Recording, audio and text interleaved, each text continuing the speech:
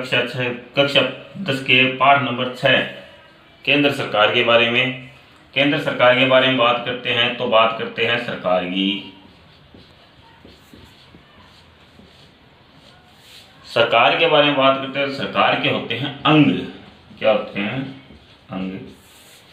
सरकार के अंगों की बात करें तो सरकार के अंगों में पहला नाम आता है व्यवस्थापिका।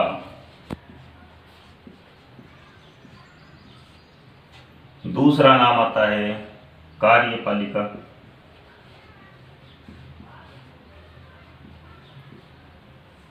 तीसरा नाम आता है न्यायपालिका।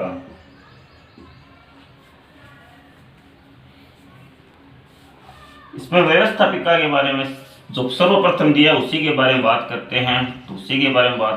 तो इसके अंदर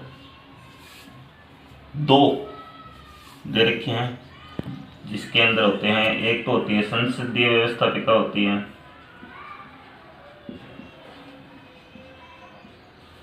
और दूसरा अंग होता है राज्य व्यवस्थापिका।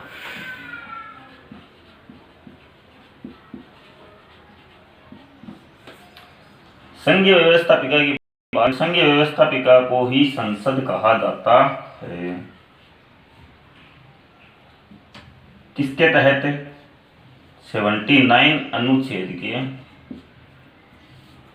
तहत संसद आई। संसद के सदन होते हैं तो संसद के सदनों की बात करें तो संसद के दो सदन होते हैं,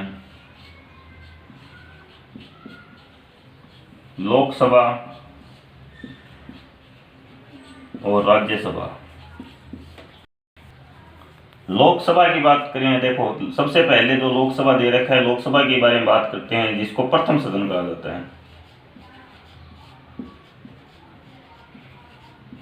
या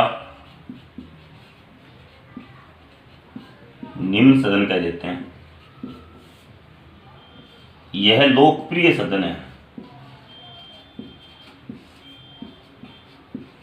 लोकप्रिय सदन इसलिए है क्योंकि इसके अंदर जो सदस्य चुनकर आते हैं वो जनता द्वारा प्रत्यक्ष रूप मतलब वयस्क मताधिकार, मतलब 18 वर्ष से ज़्यादा की उम्र के व्यक्ति हैं वो इसके अंदर मतदान करते हैं और उसी के द्वारा लोकसभा सदस्य इसके अंदर चुनकर आते हैं। यह देखो लोकप्रिय सदन है, जनता के द्वारा इसे चुना जाता है। यह अस्थायी सदन है। क्या है? अस्थायी सदन। अस्थायी सदन क्यों है? क्योंकि इसका कार्यकाल 5 वर्ष का होता है या उससे समयावधि से पहले भी इसको भंग किया जा सकता है या भंग हो सकती है। बात करें राज्यसभा की। राज्यसभा है उसे द्वितीय सदन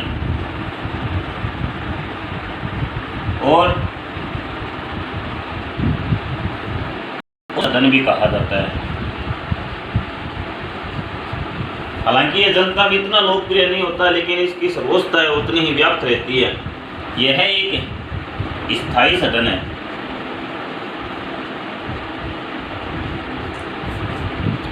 अब देखो कि हम बात करते हैं लोकसभा के गठन की, राज्यसभा के गठन की। तो सर्वप्रथम बात करते हैं हम लोकसभा के गठन किस प्रकार होता है।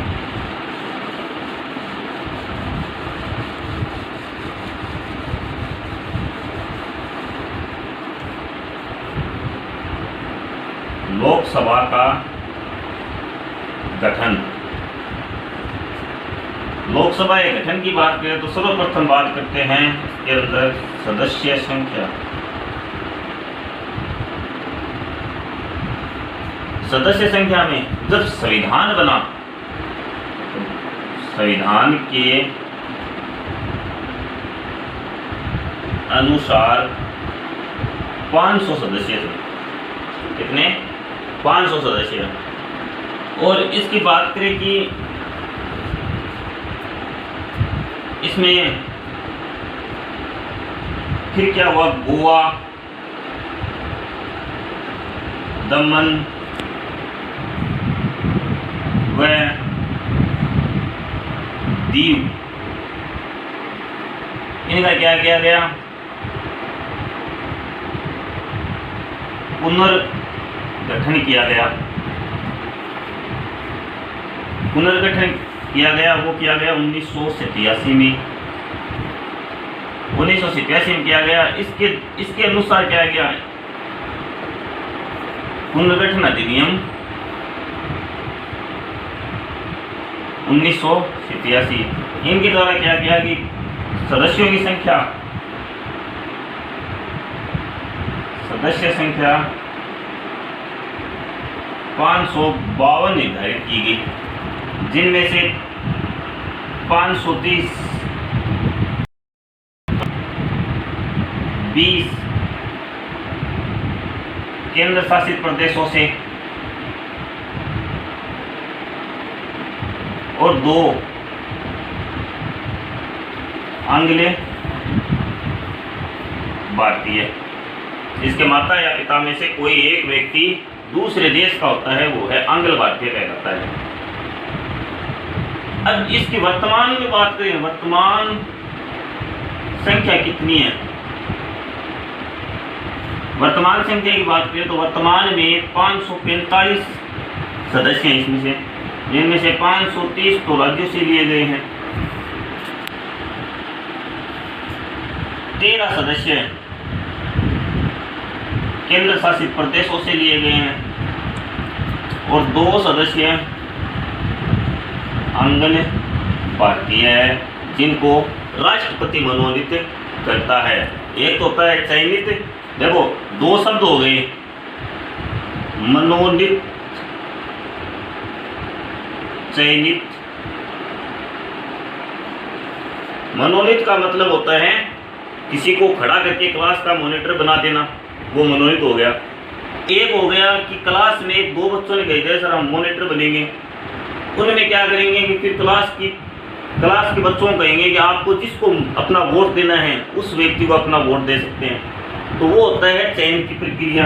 एक टीचर ने कह दिया कि ये बच्चा क्लास का मॉनिटर है, तो वही क्या बनेगा, मॉनिटर बनेगा, तो वो हो गया मनोनीत करना।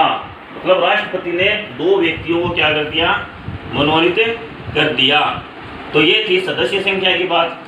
अगली बात करें,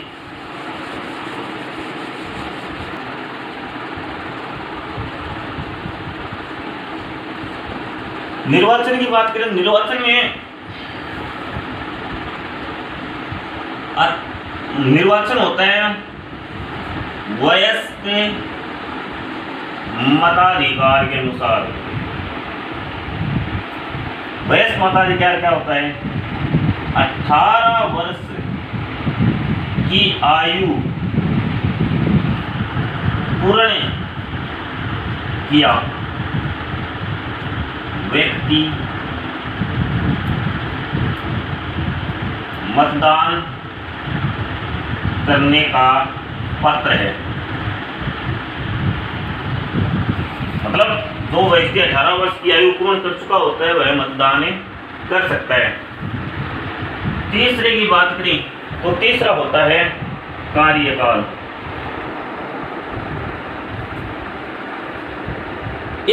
इनका कार्यकाल होता है 5 वर्ष का।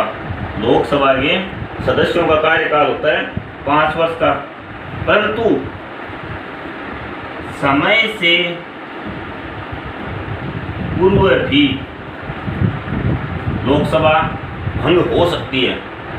अब तक 9 बार यह भंग हो चुकी है।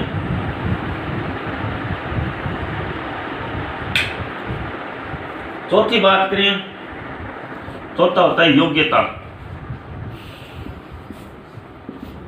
योग्यता की बात करें तो योग्यता में सर्वप्रथम तो आपको पता है, क्योंकि आप भारत के नागरिक हैं, तो वह भारत का नागरिक हो।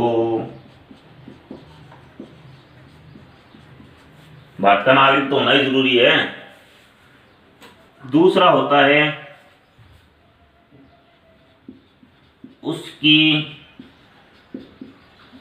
आयु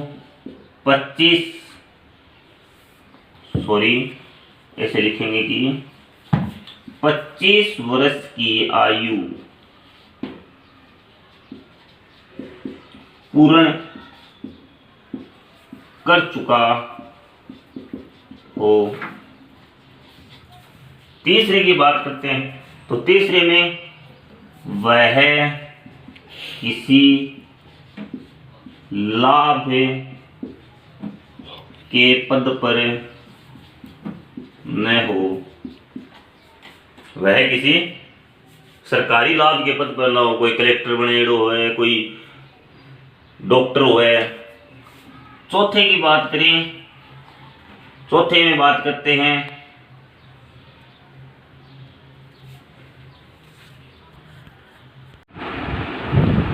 वह किसी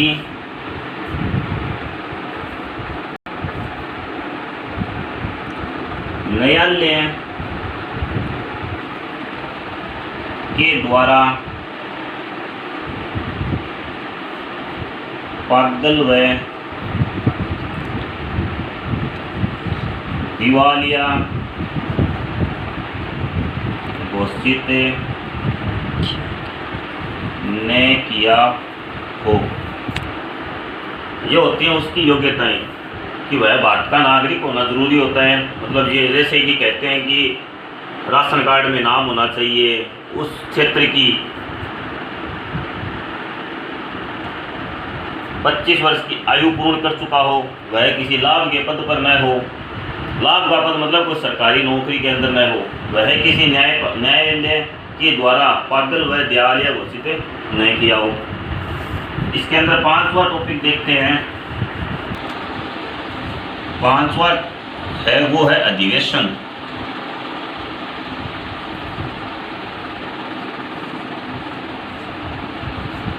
अब देखो अधिवेशन है वो चाहे लोकसभा का हो या राज्यसभा का। लोकसभा और राज्यसभा दोनों के ही अधिवेशन कौन बुलाता है? राष्ट्रपति बुलाता है, के द्वारा बुलाया जाता है। और राष्ट्रपति के द्वारा बुलाया जाता है, लेकिन इसमें एक बात जो है वो है कि 6 माह है, 6 माह है, 6 माह है। मतलब लोकसभा की बैठकों में 6 माह से अधिक का अंतर नहीं होना चाहिए।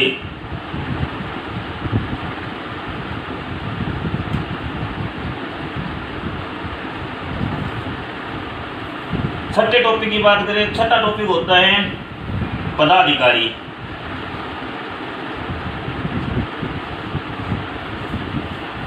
पदाधिकारियों की बात करते हैं तो पदाधिकारियों में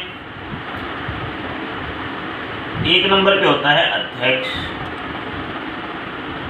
दूसरा होता है उपाध्यक्ष,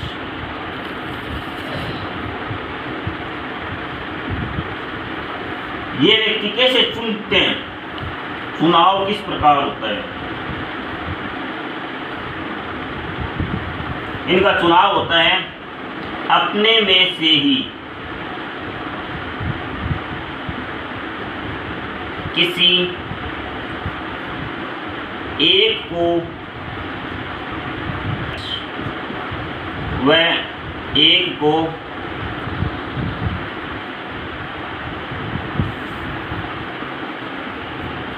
उपाध्यक्ष चुनते हैं। हम लोकसभा अध्यक्ष के कार्यों एवं शक्तियों के बारे में, क्योंकि हमने पीछे पढ़ा था कि लोकसभा एक व्यक्ति को अध्यक्ष बनाया जाता है, एक कहते हैं कि लोकसभा अध्यक्ष के क्या क्या कार्य होते हैं और क्या उसकी शक्तियां होती हैं। तो सर्वप्रथम बात करते हैं हम 1 नंबर पॉइंट के बारे में कि लोकसभा की जितनी भी बैठकें होती हैं, जितनी बैठक होगी उसकी अध्यक्षता कौन करता है? लोकसभा अध्यक्ष करता है। और उसी के द्वारा सदन में शांति व्यवस्था व अनुशासन बनाया जाता है। दूसरा है कि लोकसभा का समस्त कार्यक्रम व कार्यवाही है वो लोकसभा अध्यक्ष के द्वारा ही तय की जाती है। और वाद विवाद का समय भी निश्चित किया जाता है किसके द्वारा? लोकसभा अध्यक्ष के द्वारा। लोकसभा अध्यक्ष के द्वारा कुछ समितियों का वह पदेन सभापति होता है। चौथा है कि वह कोई विधेयक धन विधेयक है या नहीं, इसके बारे में